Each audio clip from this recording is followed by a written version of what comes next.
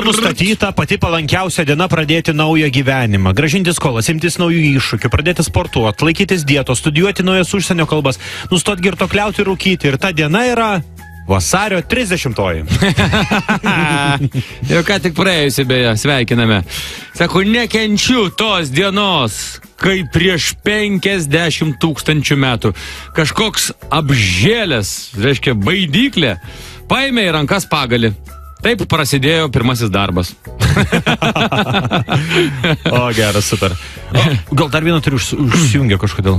Sako, įdomu, o sporto klube moterų persirengimo kabinose irgi vaikštinėja vyrukas, valytojas, kuris eina nuolat pro spinteles, kai vyrai rengiasi, arba pro dušus, kai jie prausėsi ir sako, nu, pamanykit, ko aš čia nesu mačius. Nesu matęs. Teisingai. Nu, gerai. Pat nežinau, nebuvom, tai nežinom. Aš du su skola. Smauglys net neįtarė, kuo jam visą tai baigsis, kai prarijo triušį ir triušienę vienu metu. Ir dar vienas, gerai, kaip vadinamas vyras, praradęs protą.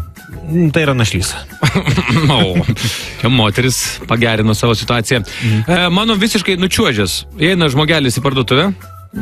Faina, nedėlė krautuvėlė. Maisto prekės sudėtus.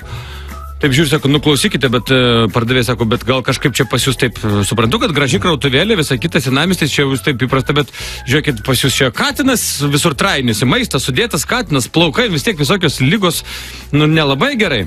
Pardavėjai sako, nepykite, sako, čia katinas ne šiaip jis pas mus dirba. Nu, sako, ir kokios čia jo pareigos, ką jis čia dirba? Nu, jis pas mus murketologas. Geras. Murketingu užsiema. Labai geras žodžių sąskambis. Netašytas anekdotas. Lovoje. Laima, brangioji, laimutė, atsisuk į mane. Ne, neatsisuksiu. Tu valgiai svagūnų. Nu, tu valgiai žirnių. Nu, atsisuk, prašau, ką?